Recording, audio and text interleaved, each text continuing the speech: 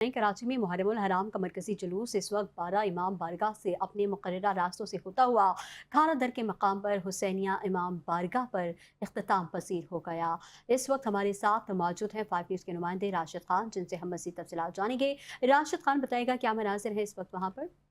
जी, इस वक्त कराची में 8वीं मुहर्रमुल हराम का मरकज़ी जुलूस जो है 12 इमाम बारगाह पर क़याम पजीर है और अज़ादारान इमाम हुसैन जो है यहाँ पे मुंतज़िर है। अब से तो कुछ देर के बाद ये जुलूस दोबारा रवाना होगा, जो कि अपने मुकर्ररा रास्तों से होता हुआ खाना दर में हुसैनिया इमाम बारगाह पर इख्तिताम पजीर होगा।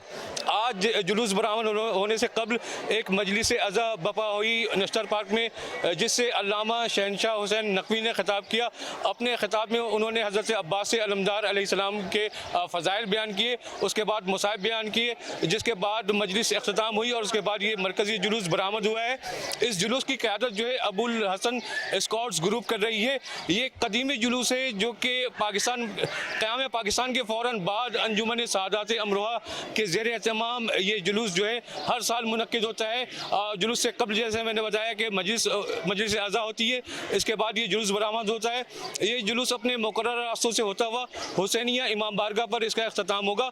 इस जुलूस की सिक्योरिटी के लिए तकरीबन 5000 से ज़ायद कानून नाफिज करने वाले इदारों के जवान और अफसरान जो है तैनात हैं। जितनी भी इमारतें हैं उन इमारतों के ऊपर जो है पुलिस और रेंजर्स के जवान तैनात किए गए हैं। इसके अलावा जितनी दुकानें हैं और गलियाँ उनको कर्डन ऑफ कर दिया गया है ताकि जुलूस में कोई भी गैर मुतल्लका या मशकूक शख्स दाखिल ना हो सके। और ये जुलूस जो है, जैसा कि पुलिस का दावा है कि बहुत ही फुल प्रूफ इंतजाम किए गए हैं जुलूस की सिक्योरिटी के लिए।